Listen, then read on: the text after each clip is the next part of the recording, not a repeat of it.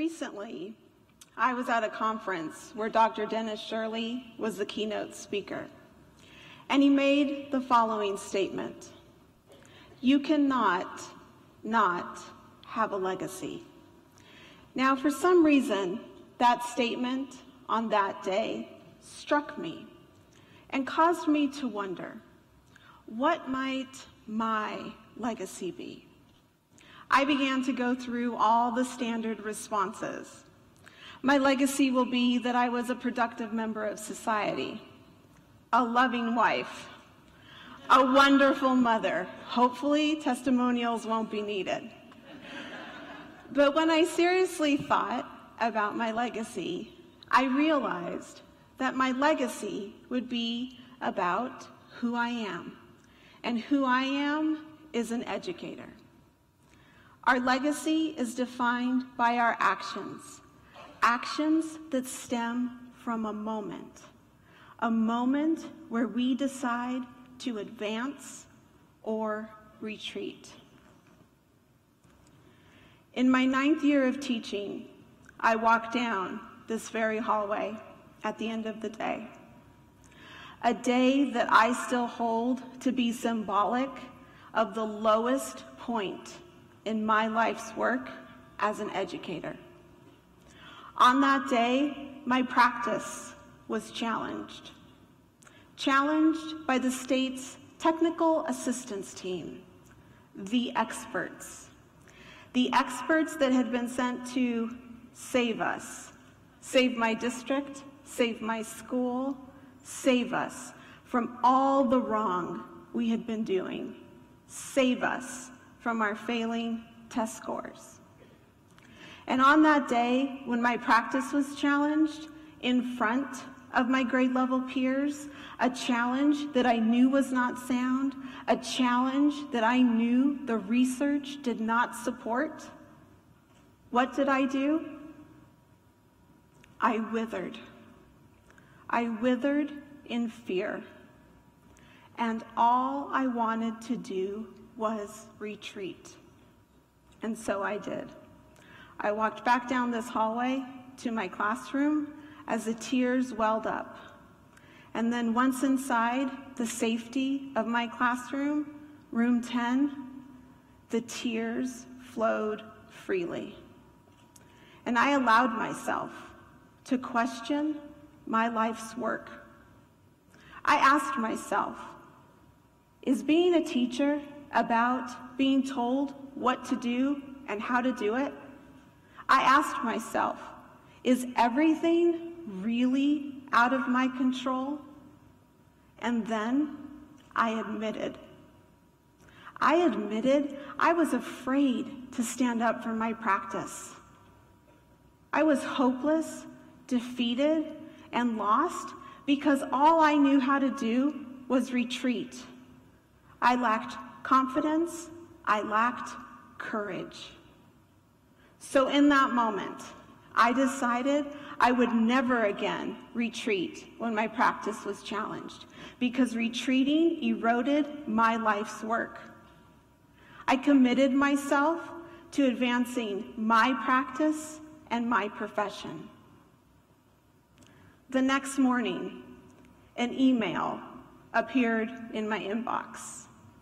The email was about an opportunity to pursue National Board certification, a scholarship opportunity that would be served on a first-come, first-served basis. Now, at the time, I knew very little about National Board certification, but something deep inside of me knew that National Board certification was my answer to advancing my practice and my profession. So in a very hurried and excited state, I printed, completed, and faxed the application, all during instructional time, because I was determined that this opportunity was not going to pass me by.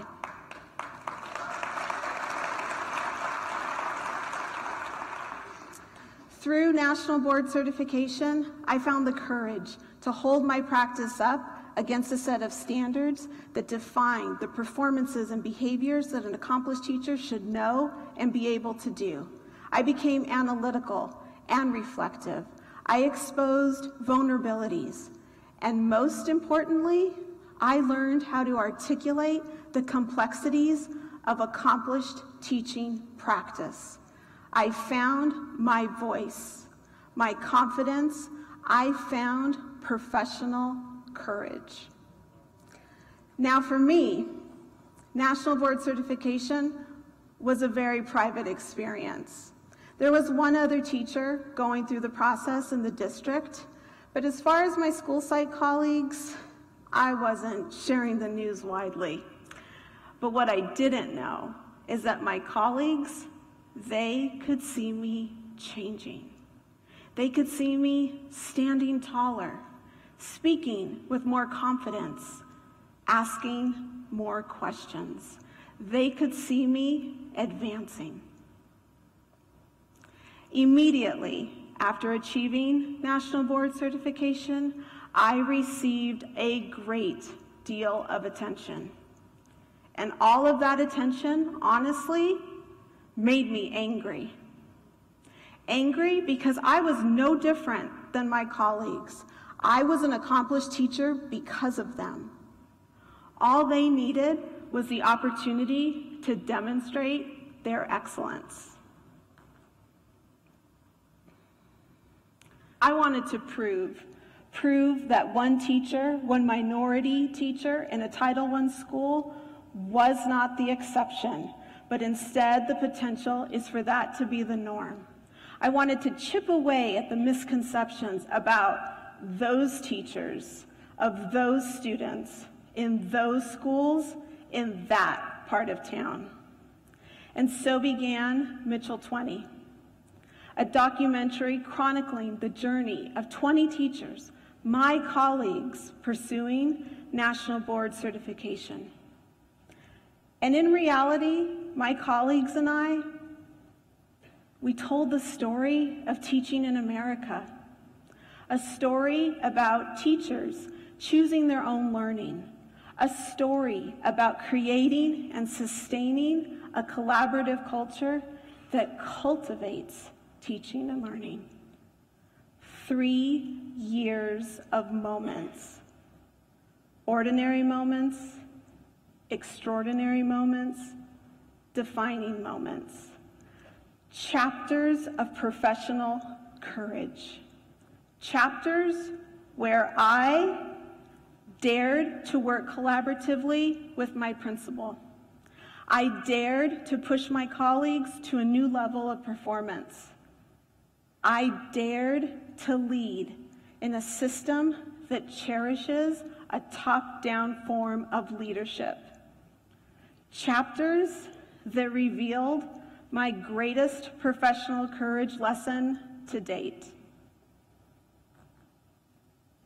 See, professional courage is also about knowing who you have become, knowing what you want to accomplish, and knowing where you can make the greatest impact. Where I am now, I am encouraged to work collaboratively with my principal. I am asked to push my colleagues to a new level of performance. And I am valued as a leader that strives to achieve shared leadership. See, when I started teaching, I focused on building the capacity of my students. National Board Certification and Mitchell 20 awakened a desire in me to commit my life's work to building the capacity of teachers.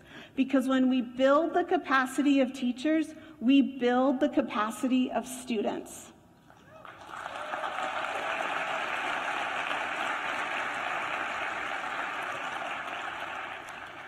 And as I get ready to begin my 18th year as an educator, I strive to never live a day without professional courage. I remain resolute that our most deserving students need our best teachers, and that That is a fight I will always take on.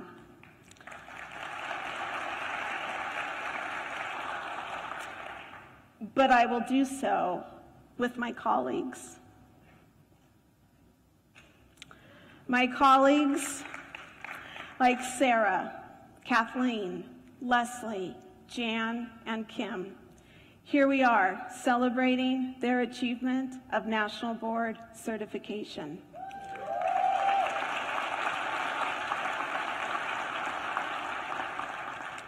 I stand with them. I support them. I push them. Because contrary to popular opinion of late, we together are a force to be reckoned with.